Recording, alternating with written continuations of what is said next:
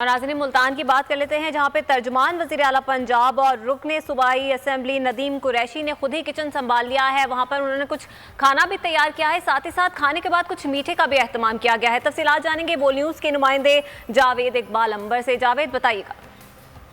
आज बिल्कुल आज ईद उल अज़हा का दूसरा रोज़ है। कुर्बानी का सिलसिला जारी है। लोग सुन्नत इब्राहिमी का फरीज़ा भी अदा कर रहे हैं। इसके साथ साथ घरों में मुख्तलिफ पकवान तैयार करके मेहमानों की तवाज़ा की जा रही है। और अगर बात की जाए मुल्तान के सियासतदानों की, तो वज़ीर आला पंजाब के तर्जमान और रुकन सूबाई असम्बली नदीम कुरैशी ने आज खुद ही घर में किचन संभाला है, बेगम की मदद की है और घर में कलेजी बनाई है, मटन बनाया है और इसके साथ साथ उन्होंने किचन में खुद ही काम किया है। मेरे साथ मौजूद है नदीम कुरैशी साहब, उनसे बात करते हैं। जी कुरैशी साहब, आज आपने जो है खुद ही किचन संभाल लिया, क्या क्या बनाया है?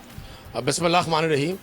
एक तो मैं बोल के तवस्सुत से आपकी पूरी टीम को और सब देखने वालों को ईद की मुबारकबाद पेश करता हूँ।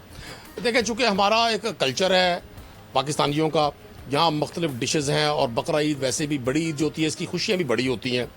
अल्लाह के हुक्म की पाबंदी करते हुए, सुन्नत इब्राहिमी की पैरवी करते हुए कुर्बानी होती है जानवरों की, और उसी तरह से आज हमने भी कुर्बानी की है।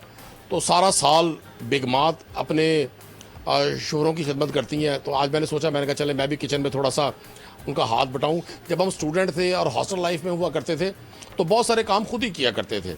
अब प्रैक्टिकल लाइफ में आप हैं, मैं हूँ, हमें टाइम नहीं मिलता, लेकिन आज मैंने थोड़ी सी उनकी हेल्प की है।